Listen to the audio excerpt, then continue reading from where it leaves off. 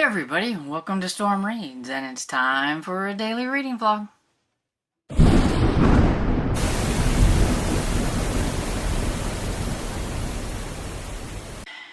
Howdy everybody. So I'm coming on here before I go downstairs to update like normal, and I have a lot of things to talk about. So let's see. Last night during the reading sprints and everything, I worked on A Box Full of Murders by Janice Howard. So I am over the halfway point now. I'm getting closer. On page 272. And so yeah, I'm very curious about like what is going on and how they're going to figure things out. It's kind of interesting, the whole premise of the story, because like who put this box of stuff together for them to figure out? It almost makes me wonder if like their parents didn't do something or somebody they know. I mean, who would put it together with a, this is top secret and here's how to fill out a progress report type things and everything. But I know that it's supposed to also be made to help the kid who's reading the book to try to figure things out along the way.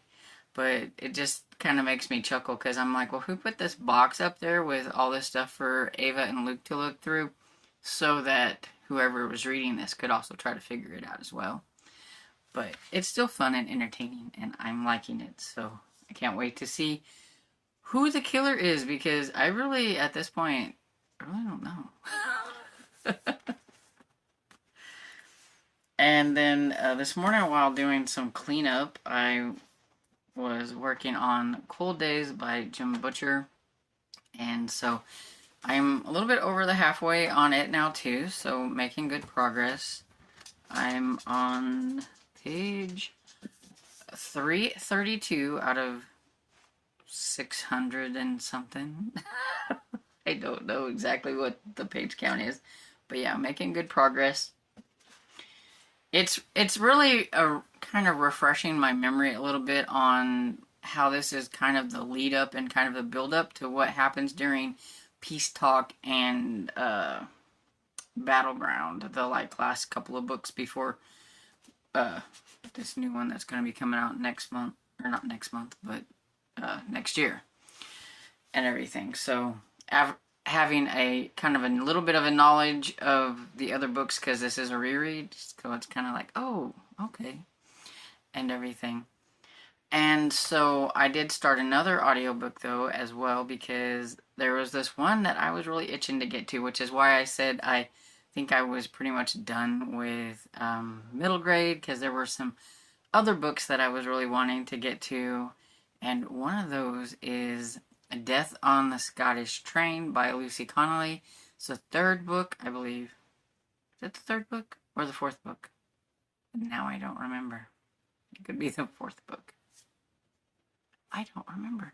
Anyway, it's a book in the Scottish Isles series, and I really, really love that series. It's one of my favorite newer series. I absolutely loved, I think I love the first one the most, American in Scotland. That was my absolutely favorite. It was really good. If you like cozy mysteries and a Scottish setting, you should probably check this series out.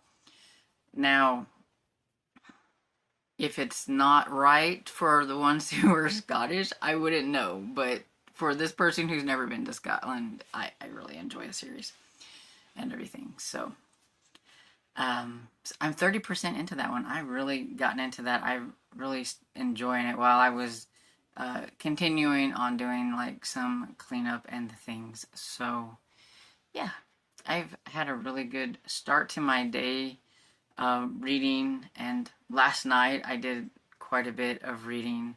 So now you're all caught up on everything. So now it is time to go downstairs and fix lunch for Dad and I. And I have to endure the smell because he's working on a chainsaw inside and he spilled gas in his room. And it smells really bad because I can smell it up here. It is going to be worse downstairs. I'm like, you could have did that outside. And I know I guess he figured it was more comfortable on the inside because the only chair he has is like not a real good chair for outside. And his back's bothering him. And I get it. My back's bothering me too. But did he have to do it inside? Fathers. Anyway, I'm going downstairs.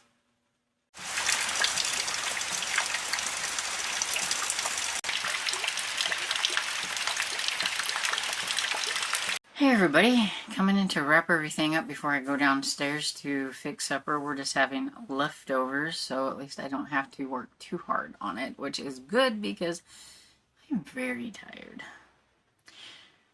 Dad went to town, like just to, like in town where we live, not very far, because he usually goes to the station there and gets him a Diet Coke and everything. He does it every day and everything, and he's been having back problems, but I don't know what he did, but he had to go there and then to the auto supply, and he messed his back up somehow, and so he's having a hard time with it, and I'm trying not to be like aggravated because I'm like, you know, my back hurts all the time too, but I know he's older and everything, so pretty much I've been downstairs pretty much all day to make sure if he needs something.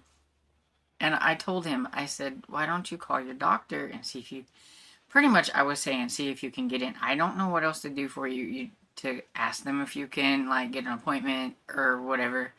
Instead, he just asked for what they could give him without having to go to the doctor, because if anybody knows about stubborn men. And so, yeah, they're supposed to get him, I think, a muscle relaxer prescription. But, I mean, I told him that if he wants to try to schedule the specialist, I'm fairly certain he's going to have to actually go see the doctor. We can't do anything with the specialist until after, like, the 19th, because that's when he gets paid for his Social Security, because he'll have to have $30 copay. And, yeah, I tell him, like, you probably need to go to the doctor now so that you can get that scheduled, even if it's that far out, because you never know, I don't know how long it might take to get the specialist scheduled. I know. And everything. So, I'm just a little tired. Been downstairs.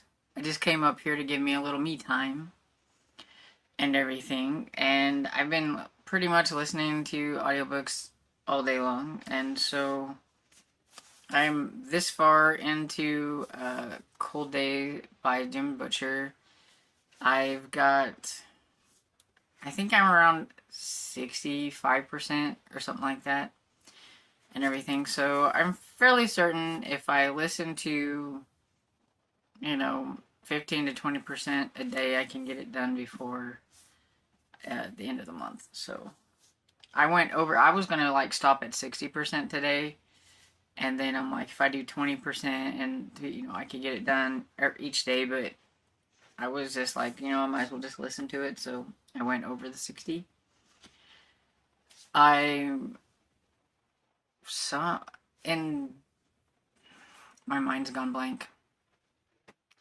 In Death on a Scottish Train by Lucy Connolly, I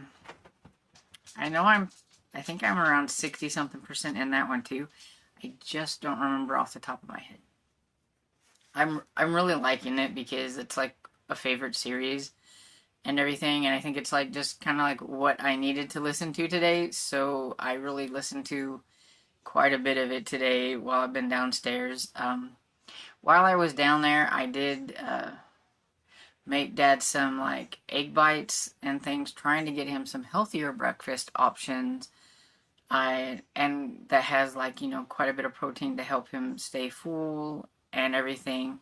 because he is diabetic, and I know he shouldn't be eating cereal every morning, but it's like the easiest thing when he gets up, like before I do. So I'm trying to do something different so that he can just grab it, put it in the microwave, warm it up, and eat it and everything. And so I did that while I was downstairs and listened to Death on a Sky Train. And I just now realized that I haven't really told you what Death on a Sky Train is about. So it is about in the town, the Scottish Isles. They're having a kind of a touristy thing or whatever, where you get on the train and they tell you stories and everything, like Scottish lore and stuff like that. And there was this guy whose name I do not remember, who was supposed to be one of the storytellers, but he doesn't show up. And like Mara's like, where is he? I need him. Her father was doing a great job of keeping everybody entertained with his stories, but they were supposed to have this other person and everything. And then after the train ride, M, who is the American doctor that has made her home now in Scotland, and finally, when she first got there in the first one, which is American in Scotland, which I suggest you read because it's very good. It's probably my favorite one.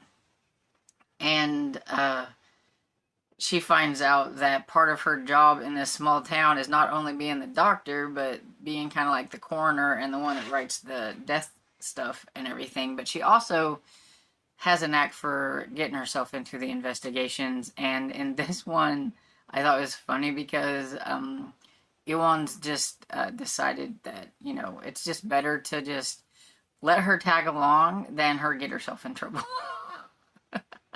And he likes her, so, I mean, And so she finds the guy in a closet, and he's dead, and he's been killed by bee venom because he's highly allergic, but they couldn't find any, like, marks where somebody might have injected it, so they think it's in his lip balm, but how did it get in his lip balm?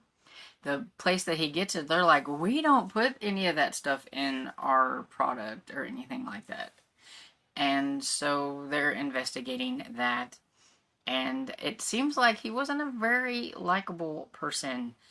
There's quite a few people that could probably wanted to do something about him.